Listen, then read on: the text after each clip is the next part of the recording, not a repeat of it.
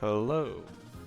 So I'm here with battle preparations for week 5 of the Not So Casual Pokemon League. Um, as you can see here, same team I had versus Fire MG, same team I had. We have this Legless squad, Megaladios, Thundurus is my speedy Pokemon, Ferrothorn, Glamora, Hydrapple, some poison types, Melodic, that's kind of my defensive core here, with a little bit of power to it. And then I have some lovable shitmons right there.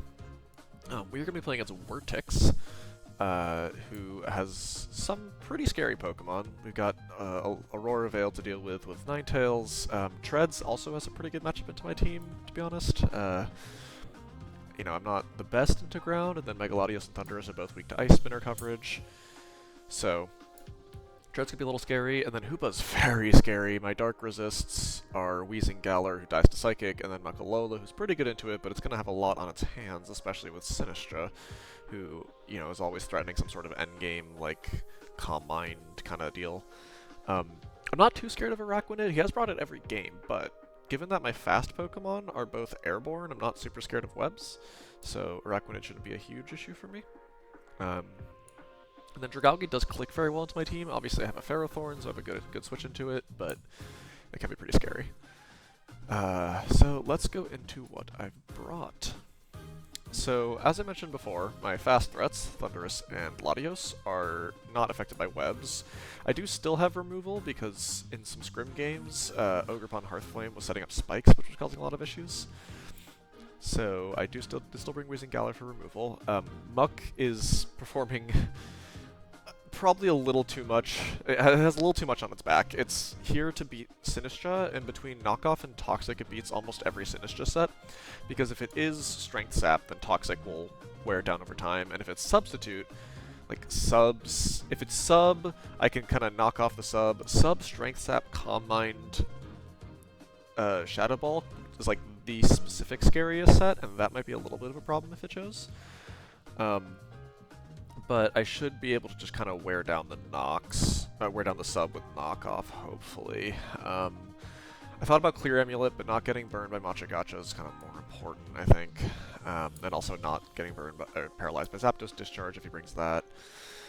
So yeah, Muck's got a lot on its back. I'm kind of just hoping Sinistra doesn't come, but we shall see. I'm debating, one change I'm debating is finding a way to slot Dark Pulse on this for Sinistra, but if it's getting a bunch of Calm Minds, I don't think it's really going to save me at that point. Anyways, outside of Muck... Oh, and the other thing is just Pursuit is so that if I have to switch it in on Hoopa a lot, given that it's my only resist to both of its stabs. Thankfully, Hoopa does not get a ground move, so we can switch in. And then I'm just running Pursuit so that after Hoopa gets to click a move, I get to Pursuit it. If Hoopa's not Scarf, then I have Thundurus and Latios that are both faster than it, which is great, but if it is Scarf, then I want to be able to, like, get that Pursuit every time it comes in. Two of them should kill it, or, like, one of them with some good hazards. I decided to go for Physical Latios because his team really doesn't have good answers to, like, a Dragon Dance to Latios. Steel Wing kills Ninetales, Earthquake kills Treads, and then Dragon just clicks into everything else. I feel like I could set up on Zapdos. I know Dragon Claw could kill me in a bad, in certain situations, but game we play. Thundurus is sort of my rough endgame Pokemon. It kind of depends on, what scars does he have and the like, but with Expert Belt, Sludge Wave, Focus Blast, and Discharge, I really do hit a lot of this team with a ton of damage, and then U-Turn obviously kills Hoopa, assuming it isn't Scarf, which it probably will be. Other than that, Ferrothorn is also pretty good into Sinistra. Obviously, walls Ninetales pretty well. Good into Treads. It's just kind of a good Pokemon overall. He doesn't have great body press switches besides Zapdos, who doesn't like Toxic. And then, yeah, it's just Rock Spikes. Nothing too crazy with Ferrothorn. Just get a bunch of hazards up. Sandaconda, I was going back and forth a lot on this spot.